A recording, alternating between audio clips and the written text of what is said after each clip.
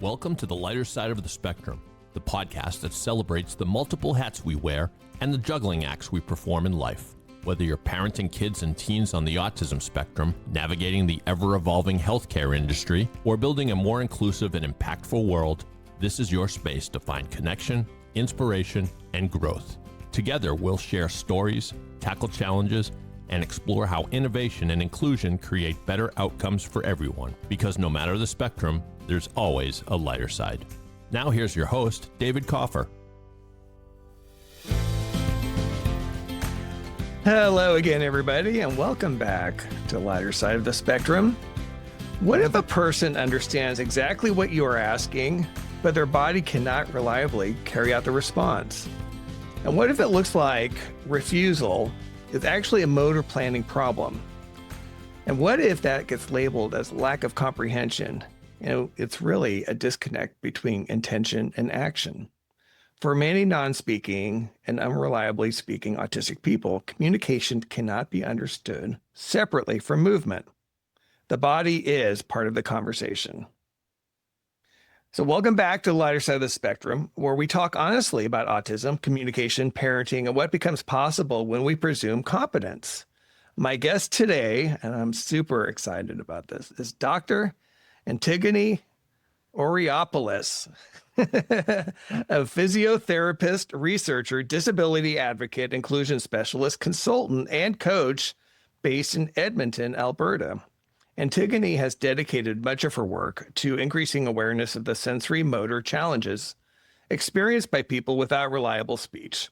She advocates for earlier and ongoing physiotherapy, greater recognition of motor planning differences, and access to motor-based communication for people with neurodevelopmental disabilities. She also brings a very unique combination of clinical knowledge, research expertise, and practical experience supporting movement through activities, including gymnastics and swimming. And she's also a mom. Antigone, welcome to the lighter side of the spectrum. Thank you so much. I'm very excited to be here and have a conversation with you. Yeah, we actually get to have a conversation, as is often the case here with the lighter side of the spectrum with some of these great guests that I'm able to connect with. You know, we've been able to connect, share information, share a passion, right, for this community and our work to support motor-based communication. But why don't you start giving us a little bit more of your background, maybe even more as a mom, and kind of what brought you into this field and kind of your lived experience? Sure. So my first degree was in physiotherapy. I have a BSc PT, and then I practiced 1 year on cardiovascular surgery and cardiology, and I wanted to try my hands at research, so I did my master's. And then at that point, I realized I enjoyed doing research more than I missed being a clinician. So I went to do my PhD in public health. And at that point, I made the decision actually to let my license go. I thought that I would never need it or want it again. And it was not an easy decision because I knew there was no coming back to it. And then I had a child with non-speaking autism. And then when I became more educated on his condition and realized that his primary challenge was his sensory motor impairment, it occurred to me that there's this whole population that really needs and could benefit from the scope of physiotherapy. So lucky for me, one of my very young classmates had developed a bridging program for Canadian grads who've been out of practice, or international grads preparing for their national exam. There's this program that I could take for 6 months to get my license back. And yeah. So I had no idea what I was going to do with my license, because at that point I gave up my career in public health. I thought that was it. I'm going to be a good caregiver and a good homeschool teacher for my son. But I got my license back, and then just slowly I found and I made opportunities to get back into practice. And I'm so thankful I get to do that. I feel very lucky that I get to contribute a little bit and still use my background and still be caregiver and homeschool teacher to my son. So my son is, he will be 11 in another week.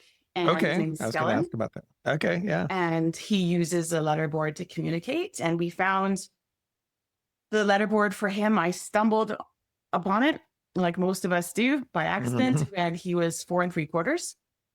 Okay. And So pretty young, at least. I mean, pretty young. That's cool. Yeah.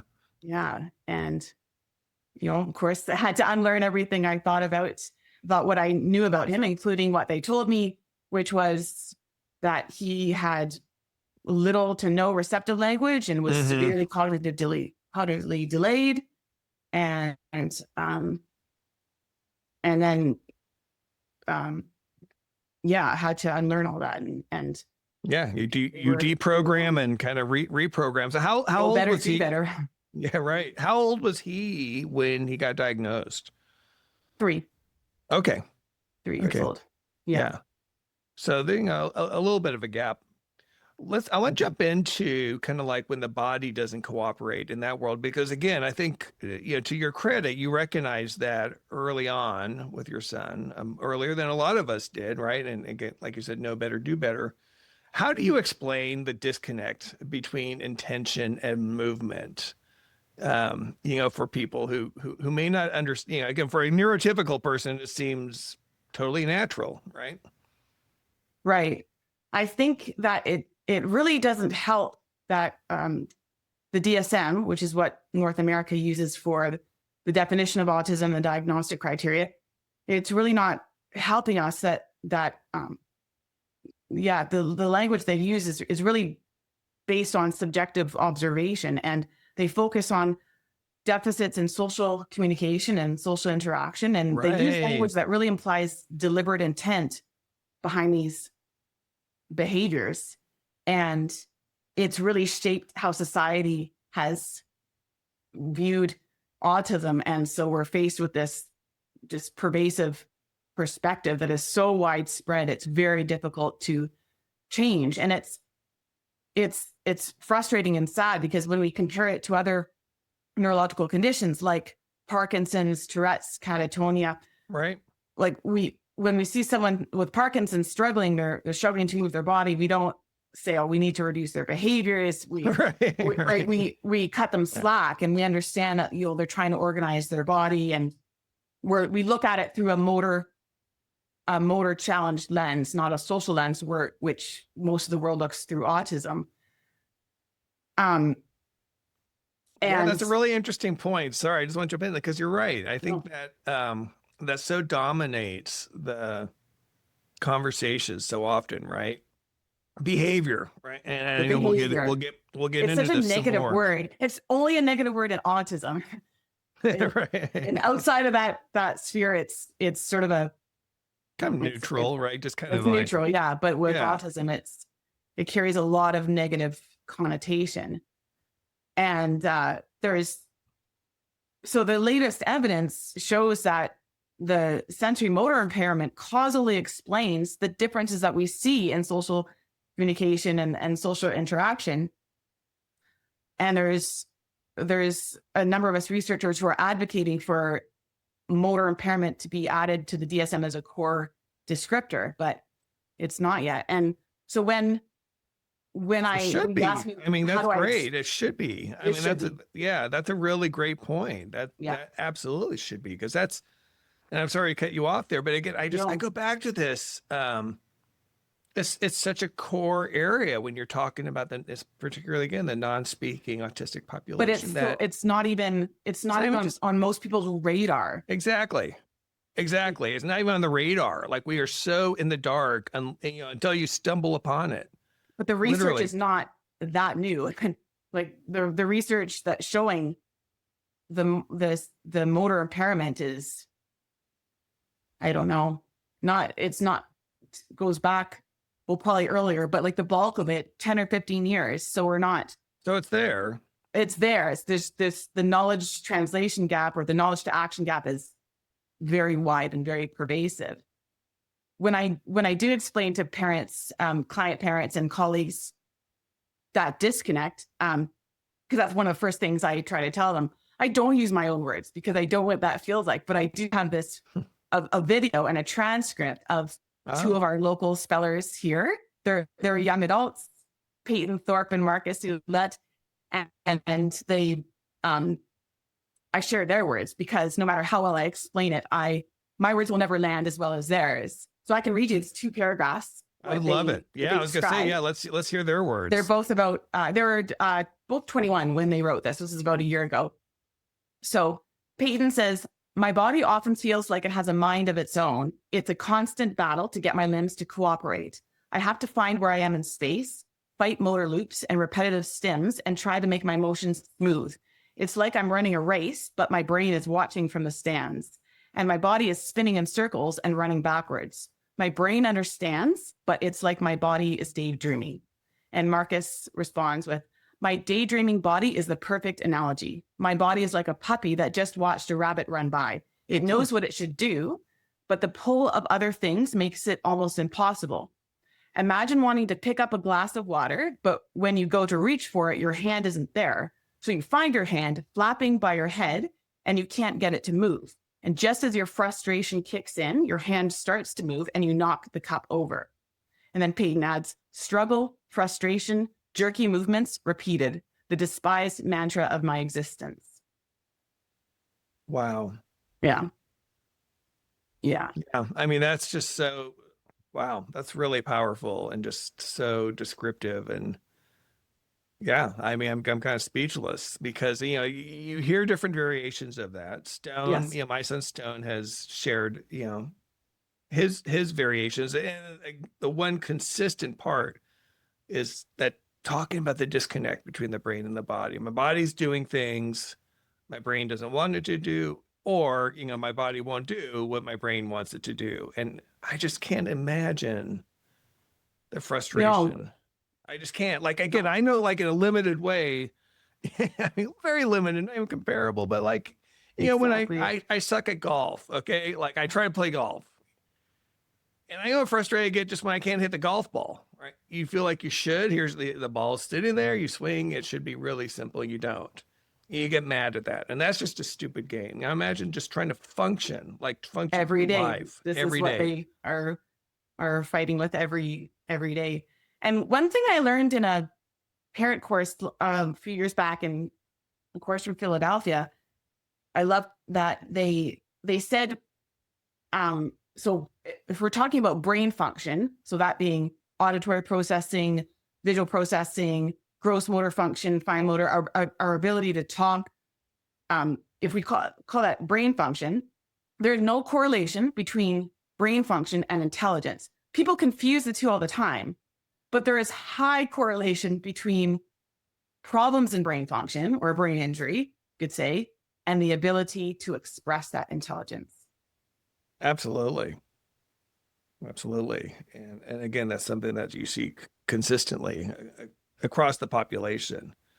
Now, you know, with behavior, and again, kind of talking about intent, one of the things when you mentioned that, it brought back memories of something else that Stone had talked about, which is when we had our foray into ABA. So, as many parents did, right? Yep. And I don't know if you probably were able to avoid it, given almost. We had like 6 months. You're right. I did for the most part avoid it. Just about 6 months I had it. Oh, okay. So you at least had some experience with it, and it's just yeah. And because I'm just curious. So why did you do it? Because the social worker told me to. Right. Okay. That's the answer. Right. The gatekeepers of the funds and the services. They for level 3 autism, it's the triad of oral speech therapy, behavioral therapy, and occupational therapy. And what are you supposed to do when you don't know any better?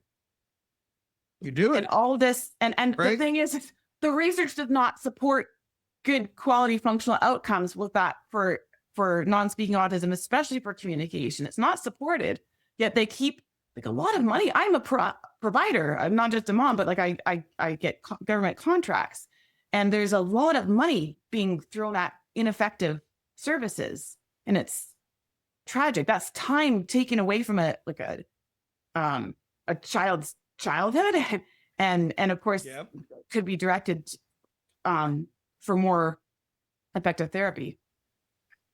Yeah, No, you're absolutely right. And like I said, so I think about that. And I remember, like I said, we didn't do it for a super long period. It was a couple of years, maybe. I mean, too long for our purposes, Yeah. because again, it really didn't address anything for us. I mean, our goal, like so many other parents for so long, was just, we want to help our child communicate. I mean, that's what the goal was, and did nothing for that. But Stone has since been able to tell me about how he would dread these appointments because he knew that because they do these little score sheets, right? And the compliance, and he talks about how he hated it, how it'd be called non-compliant when he physically couldn't do something, right, that they were Yeah. trying to get him to do.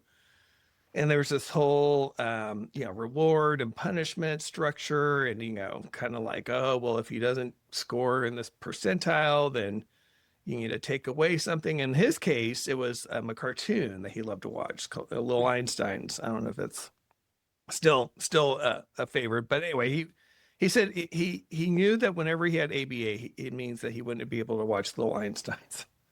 Oh, that's so sad. Isn't it? Like that's how, that was the association he had with it. So anyway, Yeah. I mean, it just shows how backwards it is in terms of the approach, and The approach is backwards because they were especially the ABA, they're trying to control and change behavior, but that it requires volitional control over your motor system. That's like a top-down approach. Right. But if you don't have the foundation of autonomous motor control, it's gonna do nothing except cause trauma. And there's no behavior really, when you think about it, that needs to be changed. I mean, at least in our case. Again, I know there are some cases of people who have some pretty severe challenges, and again, not to say it's 100% worthless, and I don't mean to spend our time bash on ABA, but just think about the different approaches between, like I said, just thinking about behavior versus just understanding that brain-body disconnect. So Right. we'll kind of use that as a bridge, right? Like we'll talk about physiotherapy. Okay, why don't you introduce us to that and how that helps and what the difference is there? Sure. So right now, the motor impairment in autism is considered a dual diagnosis of autism plus developmental coordination disorder. And the largest study from the Spark study shows that, I think the statistic is at least 90% of people with autism, and that includes the more severe autism or level 3 autism, 90% have motor impairment. That's huge, and right? And just, I just want to interject like real everywhere. quick. Can you just let our listeners know what the Spark study, just to provide some context there? Yeah. So Ananja Bhatt, Bhat, she was the researcher in the study, and they measured.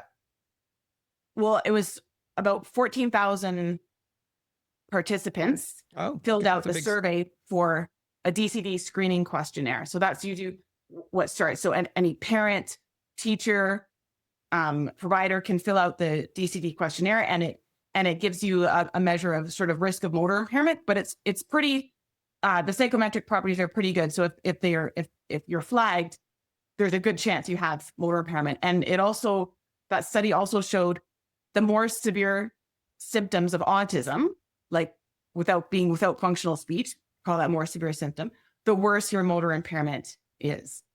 Okay. So, and DCD in autism was added to the DSM, I think it was in 2015. So a while ago. The process to assess DCD was developed before they knew that the prevalence of motor impairment and DCD in autism was so high. But I've administered the standardized tests to people like our children, and it's really problematic because you find that they all fall under basically below the first percentile. So that means that these tests, are not sensitive enough to get a good baseline. The floor of the scoring system is way too high. So it's basically almost impossible to get a DCD diagnosis in non-speaking autism. But I do think you don't necessarily need the diagnosis, but I do believe it's important to have the motor impairment documented so that the team knows. Oh, that's what I was going to ask. Then what are your options to do that? I mean, for parents, what are your options to try to screen for motor impairment or motor differences? What, if they're noticing things, what can they do? So this is something I'm starting to teach other physiotherapists and occupational therapists is that you can pull tasks and tests from other standardized other more tests of motor function. So I kind of do a combination myself. So right now there's no consensus. Okay. This is part of the problem, is that there's no consensus on how to measure motor impairment, especially in level 3 autism. Particularly non-speaking. No, but in general, what I do is I'll take the motor milestones, because those like anyone can Google those, and those would basically be the rolling, army crawling, like 4-point crawling, Okay. jumping, ball handling skills, balancing on one foot, and a squat, sits to stand. So there's those kind of motor milestones. I would assess those. And by the way, when you the funny thing is that the majority of thought is these guys don't need physical intervention or physiotherapy, because we see them walking, we see them climbing stairs, so there's no problem, right? They're fine. Right. But when you actually go in and look at their motor function and go back to those motor milestones, there are so many gaps. There are like these skills that are foundational for brain development, including the higher order ones like speech. They're missing. And so I'll find out where the gaps in their motor function are. And Elizabeth Torres developed 3 really simple, really great, validated functional measures. 2 minutes of sitting still. Can they do that? 2 minutes of pointing to a target, and 2 minutes of walking. So I've just begun to incorporate those ones as well. That's great. I have to say though, it's difficult to find PTs and OTs who have experience working with non-speaking autism to do an adequate motor function assessment. Like it's a problem right now, even though I can't speak for the US curriculum, but DCD and autism was introduced in the OT and PT curriculums about 8 or 9 years ago in Canada, but it's only taught at a superficial level, like most specializations. Yeah. But this is where we're at. There's this knowledge gap that we're trying to correct, but parents will find that it is going to be a challenge to find a practitioner who has that experience to administer the test, and not impossible, but. So in some ways, it feels a little bit kind of like where even autism diagnosis was 20 years ago, like how difficult it was for parents back then. I mean, I know it's still not like super easy, but it's at least easier. I mean, it's obviously more pervasive and a little more accessible, but that was like, kind of winning a lottery ticket, as if you were able to get in and be assessed within 12 months, or the waiting periods are just insane. Oh yeah. In Canada, it's laughable now. It's something in Ontario. It's something like, I've heard even 6-7 years, and it's 4 to 5 years here in my province. Like, for a diagnosis? For the assessment. If you want it publicly funded. Oh, for the assessment. Oh, so for the autism assessment, or for yes. Wow. And to start early intervention. Yes. Start early intervention. You have to wait 5 years. I know. It's laughable. I know. That's awful. Yeah, I know. That's awful. Wow. That's a real problem. You touched on this a little bit, but can you talk a little bit more about what can happen over time when some of these physical needs are ignored, or some of these milestones that you had talked about? Yeah, I've worked with enough clients now at different ages that I can see that I've seen changes happen that make me that have really make me think about what this population is going to be like in their 60s and 70s. And truthfully, I lose sleep over this because the way it is now, there's a lot of them that are not going to receive physical intervention and they're going to age this way. And of course, we know that they're at higher risk for comorbidities. They have an accelerated rate of aging because of inflammation, and they're at higher risk of Parkinson's symptoms and other comorbidities down the line. And of course, at this point, still the majority who don't have communication will not be able to tell someone when they're in pain. So I think about this all the time. And I have seen even some individuals in their 20s who have some postural changes already, often from... Oh, yeah, you had mentioned that. I remember you talking about that. Yeah. Often from stimming and sitting in a poor position. But I've even seen children who can't sit to stand without using their hands, which is kind of like what elderly people do. And I see a lot who have core weakness and especially upper body weakness just from lack of activity overhead.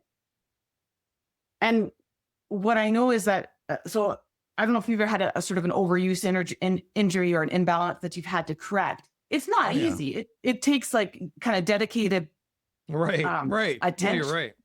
It takes time and attention, and you have to sort of like put in the work to correct something. And often that takes the skill of isolating a muscle and or maybe relaxing into a stretch. Two things that are very, very difficult for people with significant motor impairment and autism. So once you have one of those problems begin, you're really facing a mountain now to try and correct. And that's not impossible, but prevention of these, of loss of range of motion, of weakness, of pain, it's really crucial to have. And we know that movement and exercise, that's one of the things we can hopefully control in our lives and do for ourselves to help age healthy.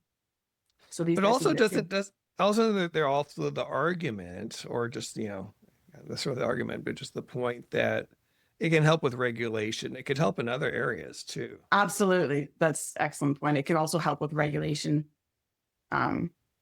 which just helps with being able to participate in life more, and for if they have access to communication. Yeah. And self-esteem, of course, when you feel more competent in your motor control, you have more confidence, and it's just beneficial in so many areas. And also there's probably some benefit, circling back to we talked about, communicating with a letterboard, whether it's pointing or typing, doing a lot of physical activity to help with that. I mean, that's got to be connected too, right? Speech is just one pathway in the brain to get out our language, but there's others. So like our kids, they can't easily access the speech pathway because of their different trajectory and development, but they can access it through gross motor movement with pointing, because that's sort of like if there's a hierarchy of development, that one came first. So that's with practice that one is more accessible. But it's still a movement that takes postural control, motor planning, coordination, visual attention, the ability to initiate. So there's this misconception that pointing is really simple, but it's not. They're coordinating an incredibly complex sequence of motor tasks when they do that, because you need a lot of them can't feel their pelvis very well, and typically almost all of our movement is initiated from the trunk and pelvis. So you need that postural control and stability. Otherwise, it's much harder to make precise movements. You need head control to orient yourselves to the board or the screen and to your communication partner. And the eye piece, they're almost all neurodevelopmental disorders have a component where there's visual motor and ocular motor challenges. We have 12 cranial nerves. 4 of them alone are dedicated to the eyes. That's how important the eyes are. Oh, wow. In our ability to generate smooth, controlled movement. And it's interesting, just on that point with eye control. I know when you're talking about, again, non-speakers and the inability to communicate, the frustration is they can't tell you if, if their vision's messed up. And No. how many times have we seen within the community examples of, younger, or not even younger spellers, but new spellers who, gain communication, and then they got glasses, or Yeah, they're seeing everything was like they were seeing everything was double vision. vision. Yeah, and they were trying to my gosh, trying to function in life, let alone then trying to spell. Like you're trying to pick which letter to point to, and wow, I mean, it's such a huge challenge. Yeah, to be able to have that vision assessment by an optometrist, and for my son to be able to answer questions, that was just like incredibly helpful. Because my son wears glasses when he uses a letterboard. His glasses actually have a tint to them. He's a bit light sensitive, so and he wears prism glasses to help, in theory, correct his center of gravity, his visual processing for when we're doing gross motor skills. So yeah, the eyes are, like, people forget about how important they are, and then again, if you can't communicate, like my eyes/glasses story with Stone was, from a few years ago, not long after he was able to communicate, we were able to figure out somehow, I was able to figure out he needed glasses, but even getting the right prescription. And we finally got it, and we went down, we live in Edmonds, Washington, which is right on the Puget Sound. We have we have a nice beach that we've spent a lot of time at. And on a clear day, you can actually look out to the west and see the Olympic mountain range. It's beautiful, with the snow-capped mountains, especially in the winter. But Stone told me, again, this was like so powerful a couple years ago. He said, this is the first time I've been able to see the Olympic range. Wow. Because he was wearing his glasses. He's like, I'd never seen it. He kind of knew they were there, but had never been able to see it before. I mean, that's one of those little things that just means so much. Yeah, I generally always recommend to my parents, if they have a good developmental optometrist, that's really great to bring in as part of the assessment to help them. Yeah, and so with pointing, I mean, of course, you need shoulder stability, and you need the right level of muscle tone, and you need to be able to gauge the force of and the depth perception, because the movement goes like there's an acceleration and there's a deceleration, and then you have to do the same thing in reverse. By the way, reversal of direction is like universally hard for this population, whether it's pointing or moving their body. Like without practice, it's quite hard. And then you have to do that process like letter by letter. So it's an extraordinarily complex and difficult motor task. It's not calling it just pointing is really an injustice to how hard they have to work to gain access to communication that way. Which underscores again, kind of the whole testing side aside, when you hear skeptics talk about just put the letterboard on a stand and they have a point to it that way, and they'll determine, they'll show if they can actually do it. I know that's bogus, right? I mean, because it's not that simple. They think it's not. It's not. That's why it's so crucial to understand the level of challenge in the pathophysiology. Like, as a practitioner, if you don't have that knowledge, you're really flying blind working with this population. It's pretty dangerous. And then with the pointing, we have these quote unquote tests of nonverbal tests of IQ. Of course, we hate saying that nonverbal, because that translates directly from Latin to without words, and our kids are not without words. Right. But people have designed these tests to test cognition and understanding, but they still rely on pointing and eye gaze. So if there's no reliable means of communication and you're using this test on someone, you're asking them to point to a picture or a word or something, and like, what are you measuring language and understanding, or are you measuring someone's their motor skill in a very challenging situation in that moment? If they're not valid. So if there is no reliable means of communication, it's untestable. You should not be you should not be using that test. And we know this from the from the cerebral palsy population, that these tests are invalid in populations with known motor impairment. You shouldn't be using them. Talk about that a little bit more, because again, I don't know how many people realize that. Right. So tests of cognition and intellectual ability, they're used for educational placements. Yeah. And they're used for funding decisions. And this is really serious, because many educational psychologists are still using these to determine like major life things that really set a person's trajectory on life and their family. And they shouldn't be, unless there is a reliable means of communication, cognition, and intelligence, they're untestable. You shouldn't be testing. It's a garbage result that you're using.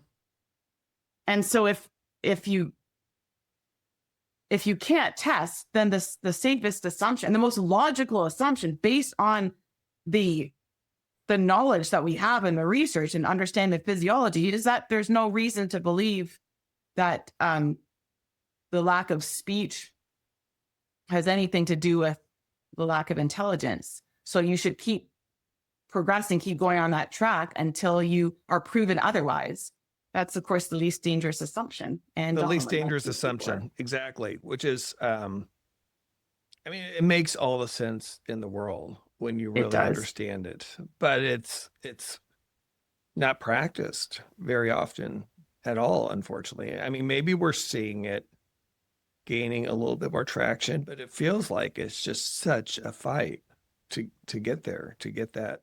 It is. It's only the non-speaking population, of course, not just autism, but with Rett syndrome and Down syndrome, they are expected to prove their intelligence, prove their capacity for learning before they are given the right to learn.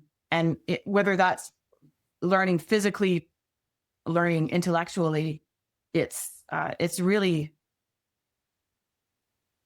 tragic. It is. And dehumanizing. Yeah. And you think about the damage that's done, not only obviously the lost opportunity, which is so obvious. I mean, that's horrible in and of itself, but the trauma that goes along with it. You know, the trauma that goes along with knowing that you're being seen this way as maybe not worth.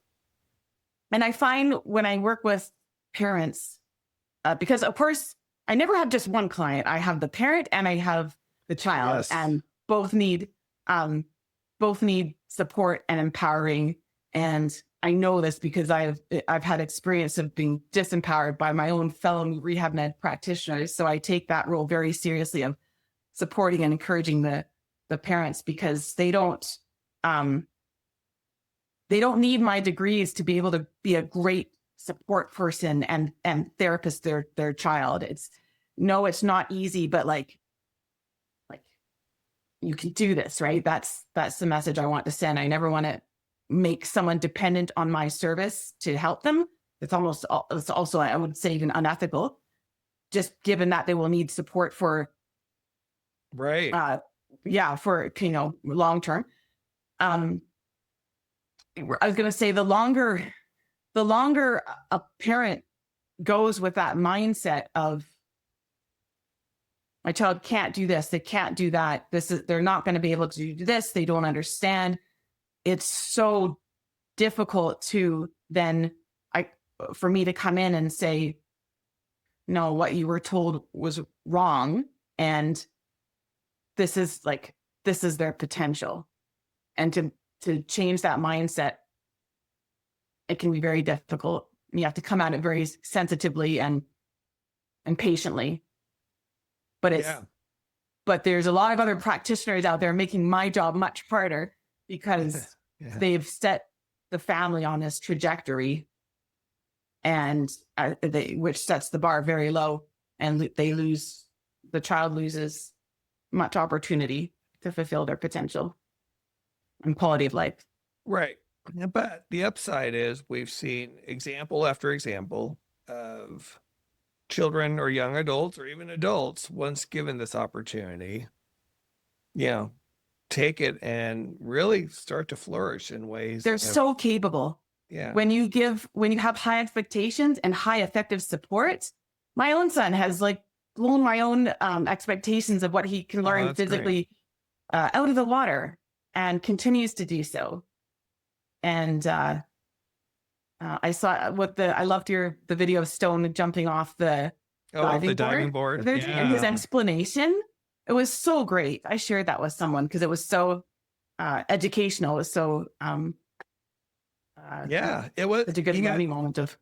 It was for me. I mean, this is what's funny. It's like I said, we talked about how we're still learning. I mean, this was a couple of years ago, as he referenced, that he was able to do it once or twice a couple of years. And I remember at the time, again, my mindset was he's afraid to do it because this is just how we're programmed, right? Like he got to the edge of the, and that's normal. Like, again, lots of kids are scared to jump off the diving board. So there's nothing wrong with that. And so I just always thought it was just kind of a fear factor sort of a thing, that he was afraid to just take that jump, not understanding previously the impact of apraxia, right? And it was literally like about a year ago. It's funny because for whatever reason, we didn't happen to go to the pool a lot last year. So we didn't get a chance to test the diving board, but I was like, you know what?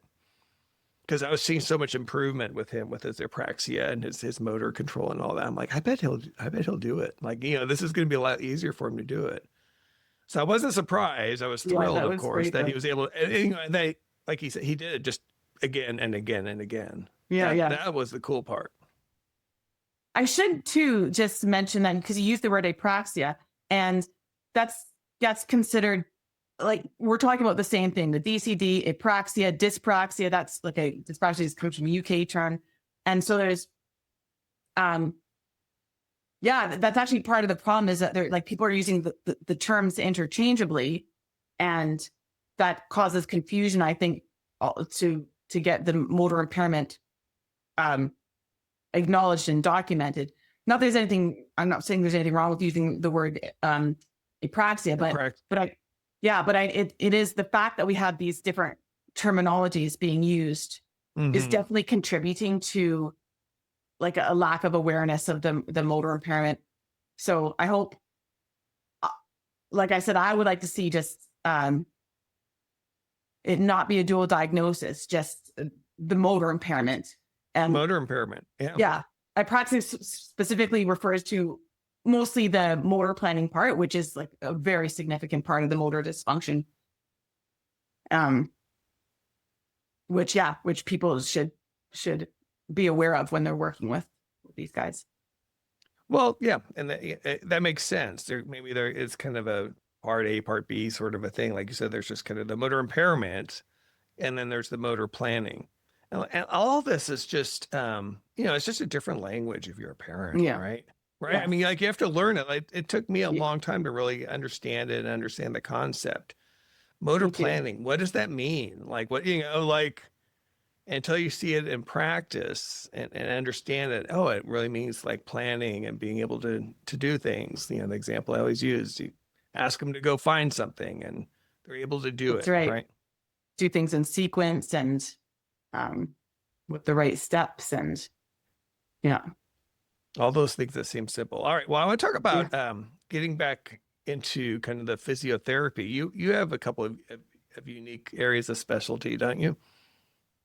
Oh yeah. So I used to compete for Alberta in trampoline, and so I had my NCCP level 1 for coaching gymnastics, and level 1 and 2 for trampoline, and I used to be a lifeguard swim instructor back in the day when I was a teenager. So of course I put my children into swimming when they were young. I think that's, my son loves water, and also just in support of water safety. But I found that nobody knew what to do with him in the water. And in fact, they wanted to sort of keep him back with the little kids. And then the age gap was getting more and more, and I didn't like that. So I started to figure out how, I used my own training from my mentors with motor coaching and helping body awareness, and I applied that with swimming. And then at 40 years old, more than 40, I recertified my swim instructor I was like the oldest one in the class. And so now I did some teaching to other swim instructors to how to help. But I love it. The swimming and gymnastics are really, they're great sports and activities to help gain motor control skills and body awareness. And I really enjoy teaching them, especially the sport of trampoline. It is a real sport. A lot of people think it's not just like the jumping on the trampoline, but the Olympic sport of trampoline, where there's 10 skills in a routine. And yeah, I really enjoy coaching my son and my clients in that. And CrossFit too. Sorry. Oh, CrossFit. Oh, yeah. I do. I used to do some CrossFit. And then one thing that it kind of occurred to me that we can work on motor skills and that's great. But like part of fitness is getting your heart rate up. And that is definitely challenging with this population, but not impossible. So I started to just take these sort of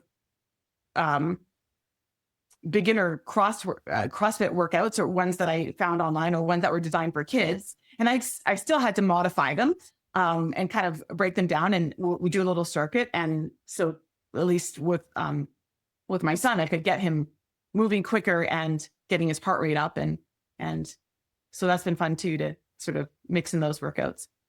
Do you have those on video? Are you? I should. I'll put them on video. Yeah. Because seriously, I mean, those are popular. There's so many parents that just don't know what I know. And they know they need to do something. They know, but you need ideas. And I don't, and I needed them too. Like you really do need ideas. And once sort of like you get examples of like, oh, you can do this with them and you can do this. And it really opens up your world. And then you got confidence in problem solving. Because I still have to problem solve through when I'm coaching something. There's still lots of times where I have to think, okay, how can I digress this? Or how can I, what's the component that he's working on? But being comfortable with that trial and error and that problem solving, like that's okay. So I still do a lot of sort of thinking and problem solving, especially with the sports skills. But that's because you're like smart and qualified, and you think that way. Most of us parents were like, "What the heck do we do?" No, I'd reach out to lots of people to get their opinion, their eyes when I'm stuck on problem solving, or I'll reach out to a self advocate. That's what I think one of I have this vision of how people will be educated and well trained to work with non-speaking autism, is that there'll be there would be a network of mentors for like parent to parent, practitioner to practitioner, but practitioner to self-advocate, and self-advocate to self-advocate. My best learning comes from kind of discussing challenging cases and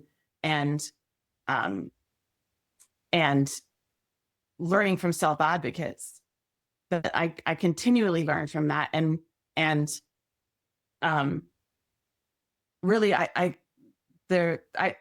get frustrated with the clinicians that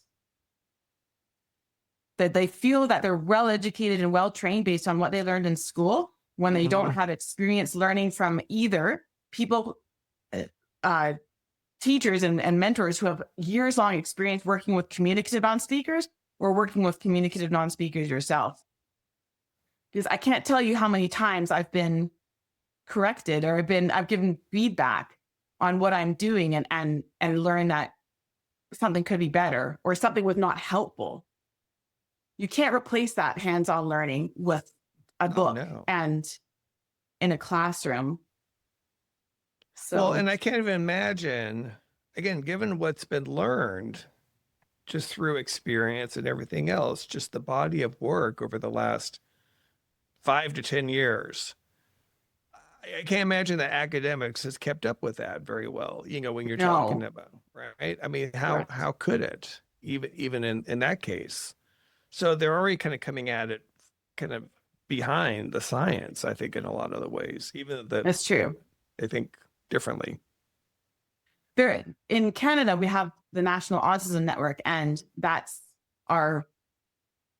the attempt right now to help correct that knowledge gap. That was kind of outlined as one of the highest priorities. So at least here we've formed this organization that hopefully will make recommendations for Canada's autism strategy and start to fix things so that we see change. Yeah. I could only wish that we had that here, unfortunately. Yeah. Not a great place for that right now. When it comes to kind of some of that high level champion and vision for our community. That's one of my big complaints. But let's move on to a couple of segments. Let's lighten it up a little bit, and we'll start with our tip of the week, our autism tip of the week. Hey parents, gather around, it's time to speak. We're here with your tip of the week. Strategies and wisdom just for you. Autism parents, we know what you go through. All right, it's time for our tip of the week. And Antigone, what do you have for us? Tip of the week. Okay. I thought of two, and I would say my tip of the week, especially when you're working with someone to teach them a new motor skill, or even if it's an activity of daily living, my tip would be to give more breaks than you think they need. Sometimes it's not always obvious how hard they're working, but I've learned through mistake and through feedback from spellers that often, they need more breaks, especially to maintain their regulation, because I have accidentally pushed someone into dysregulation because I did give them enough break. And I know as a practitioner, if I'm working with someone who can't tell me when they need a break, or a beginner, I'll set a timer, even for if it's 5 minutes or 10 minutes before I give them a minute or two break, because it's just so easy to forget sometimes. And then the other tip was, again, if you're teaching a new motor skill, always do the skill yourself, even if you think if it's really simple. Like, that's good. Like the other day, I was one of my clients wanted to learn how to swing on a swing, like come his legs by himself, and I was teaching it, but then I didn't do it. I didn't do it at first, but then I just thought to check. And I went to do it myself and really think about, like, what is my body doing? What are my muscles doing? And I realized I sort of missed a component in that task breakdown. So that would be the other tip, is like, just do yourself, even if it's something really simple and you think you know what steps are involved. Just bring awareness. So you put yourself in the other person's shoes of like what they have to. Again, it's not natural. I mean, like, you don't just do it naturally. You actually have to think about the steps involved. They have to think about it. Yeah. That's great. Those are both great tips. And especially I like the breaks, because I think that's easy to forget. I think, again, depending on your personality or mindset, or if you come from maybe athletic background, you gotta get used to pushing through, right? Like, we kind of have that pushing through mentality. Let's just get through it. And that doesn't always work very well. I mean, that's not always the best approach. So that was a really good tip. All right, we're gonna move forward with autism fact or fiction. Get QuickTime ready, and here we go. This is Autism Fact or Fiction. We're breaking down what's real, what's rumor, and what might surprise you. Let's go. Fact or fiction, motor challenges are usually obvious to trained professionals. They're often just so not obvious. Right. The norm is that they're not obvious. We are trained to believe what we see. Mm-hmm. So that separation, because when I just in my day-to-day life, I see my own son, they're still in the person, and then they're still in the body. And I have to separate those two, because like for him, they're separate. And so do you ever talk to the body separately to the always brain? Always. So because once I give the instruction or a statement or a task or something, I'll say, Stellan, let's do this, or can you do this? Once I see him unable to do it, then I intervene with support, and now I'm talking to his body. And even Peyton, in that interview that I gave him, he says that really it helps him, because we're trying to create a shortcut from their mental intent to their body. So they're working in that moment. They're working of like, okay, there's the signal. I know what I want. I'm trying to get the signal to my body. And so then giving kind of coaching the body in various ways. Sometimes you can like do it directional, you can give an oral prompt. Visual prompts are really great because they're static, whereas like you say something and then and you hear it's gone.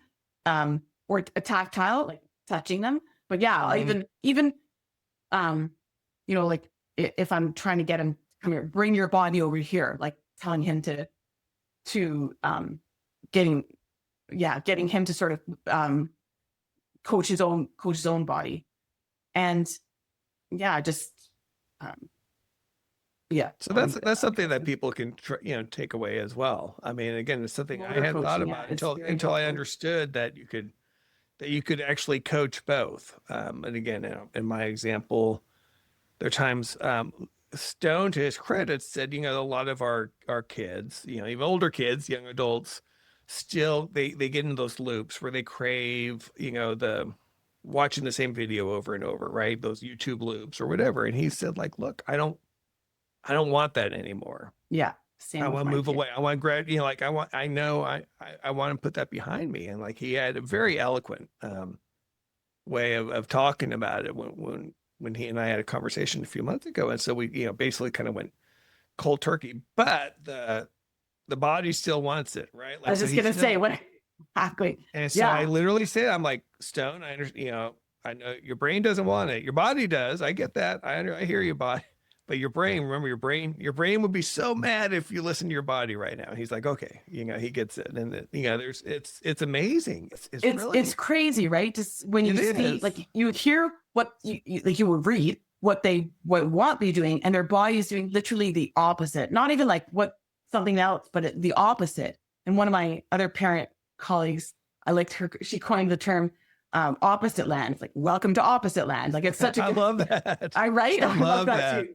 Yeah. Because this is a bizarre condition when they say one thing and you can confirm it with their words, because their words are what you can trust. Yeah. And their bodies are so unreliable that it can be impossible to differentiate. Sometimes, like, with enough observation, their body, you can get to spot intentional versus unintentional movement. Sometimes you can't tell the difference. And I even now I can't, like, until I get it right from my son's hand on the letterboard. Right. Yeah, same. And as much progress as Stone has made with his intentional speech has improved greatly. And again, it's much more consistent in terms of matching up his actual intent. It's still not 100%. Like, and so there'll be times that his speech will sound convincing, but to your point, you sit down, like, okay, I'm going to verify. Tell me, is this really what you want? And he's like, no, don't do what, don't do what I'm telling you to do. Like, it's just like, well, he's still saying that, like, it's wild. It's really wild. That's the world we live. That's the world they live in too. Yeah, that's the chaos. All right, this one I'm kind of looking forward to because I have a feeling you'll have something good to share here. Well, I want to do our parent confession. Routines can go astray. Found socks in the fridge one day. Laughter's the best remedy. Hey, we're just finding our own way. Mom, dad, confessions every week. Sharing joys and moments we seek. Honest tales that make us unique. Join the club, we're never meek. All right, so again, this is our time that we show our humility and our humanity, that we're just people too, right? That we have moments that we look back at and just say, oh man, I can't believe I did that. I have a lot, actually. I know we all do, right? To accumulate my mistakes. But in the beginning, when Stella was about 4 3/4, and I stumbled upon the letterboard, and I was taught that I grew to understand that what I was seeing was not the reality. And this was, so we started using the letterboard, and I saw early on, what they were teaching me, I could see it. He wasn't communicating open-ended yet, but I saw his potential. And then that grief of, like, it was probably about a month of like crying because I had these flashbacks of things that I did where I confused won't versus can't, where I would like discipline him for something that I thought he was refusing to do when he can't. Oh, yeah. And so I remember when he was young and I like finished cleaning and we had this bin of Lego and he dumped it out. And I got mad at him for that. And I asked him to like, okay, put the Lego back in the bin. And he didn't. And I asked him again and he didn't. And it's hard to say, I sent him to his room. He started to cry. But I kind of like, I was standing my ground stupidly. But I looked at him and there was this moment and like he looked up at the ceiling and he had this look on his face. Usually, often not always, often his facial expressions are not the most reliable, but this look gave me pause because it looked like he was so desperate. It looked like he was saying something like God, please help me get better and like help me. I can't do this like that. My brain went like, it gave me pause but then I let it go.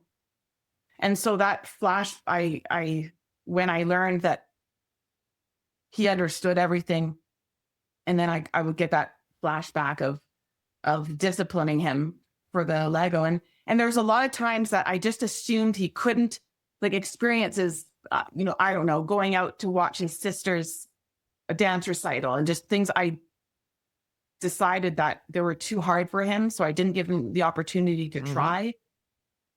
Even recently with art, I'm still correcting myself because I kind of, for a while, had this idea that like fine motor art, drawing, and piano was like, that's going to be too hard. No, he's in piano lessons. And oh, great. I took a course, some RPM provider on how to support and adapt art. And then it opened up my thinking, my in the box thinking of how you can properly support and how you can start to, again, like high expectations and high support. Well, like there's no limits. Yeah. It's hard. It's hard. Like we've talked about earlier to kind of deprogram ourselves. There's a lot, there's just a lot there. And, man, you brought back, a memory for me as well. It's kind of similar when Stone's really, I won't go through the whole thing, but that look, I got that look. And, at that moment, that was just kind of like, it was bittersweet because it confirmed to me that there was more inside than he was able to share, which I'd always wanted to believe and kind of believe, but it confirmed, right. But then also showed, I just felt like just such a tool. Just like, oh man, I can't believe. Yeah, I beat myself up for a while for that. I don't anymore. I don't anymore because again, I just know better, do better. Know better, do better. You know what? They get it too, right? They're amazing. Yeah. They're so forgiving and so understanding. And, they know we're doing our best. I think that's all we can do. And again, for all you parents out there, just give yourself, and that's one of the reasons I have this segment, is to show that,